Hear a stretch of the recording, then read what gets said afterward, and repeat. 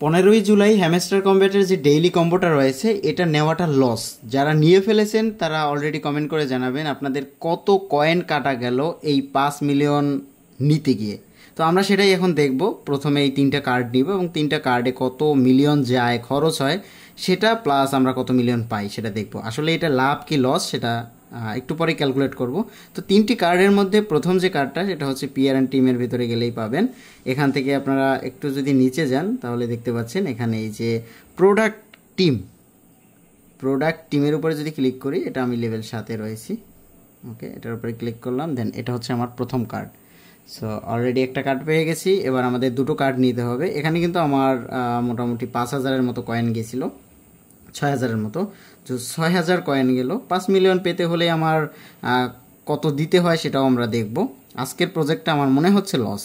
So এরপরে আমরা যেটা করব, এরপরে আমরা চলে যাব মার্কেটে যাওয়ার পরে ETS pairs, ETS means Ethereum pairs, যেটাই আমার মাত্র খরচ হবে 4,000 এবং লেভেল 9-এ আছি আমি। সো এটাতে ক্লিক করলাম, 74 কয়েন মাত্র পাবো, 74 কয়েন পাবো, যেটা হচ্ছে প্রফিট পার আওয়ারে। ওকে, এটার উপরে ক্লিক করলাম। তো মোটামুটি 10,000-এর মতো আমার খরচ হলো দুটো কম্বো পেতে। এবার আমাদের দরকার থার্ড কম্বোটা একটু যদি আপনাদেরকে দেখাই, এখানে আপনারা দেখতে পাচ্ছেন স্পেশাল, এই যে দেখতে পাচ্ছেন আমার কিন্তু আর একটা দরকার। এবার আমি কিন্তু 10,000 অলরেডি খরচ করে ফেলেছি, আর আমার এখানে প্রফিট পার আওয়ারে রয়েছে 1.01 M। এবার দেখুন থার্ড কার্ডটা কি।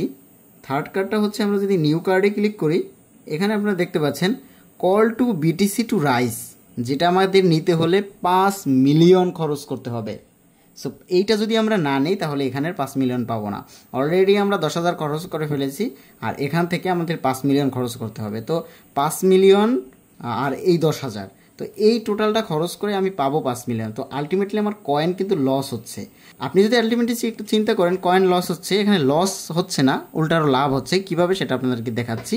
তো দেখুন, এটাই আমি যদি ক্লিক করি তাহলে আমার 5 মিলিয়ন কয়েন কাটা যাবে এবং প্রফিট পার আওয়ারে আমার 5K যুক্ত হবে। দেখুন, এখানে আমার 10,000 কয়েন যদি লসও হয়, আমার তো 5,000 আমি আবার পাচ্ছি, 5 মিলিয়ন আবার পাচ্ছি, আর 5,000 হচ্ছে এখানে যুক্ত হবে।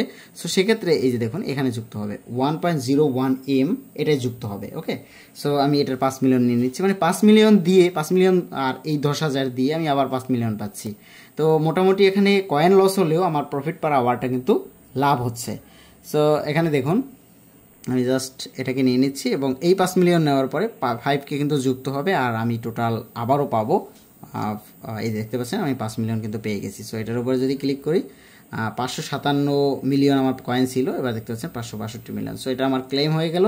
এবং আমি যদি প্রফিট পার আওয়ারটা দেখাই, এখানে দেখতে পাচ্ছেন 1.02 M, এটা কিন্তু চলে এসেছে। সো এটা কিন্তু আমার একটু বেড়েছে এবং আমার এখানে যে কয়েনগুলো কালেক্ট হয় এগুলোর পরিমাণ বেড়েছে।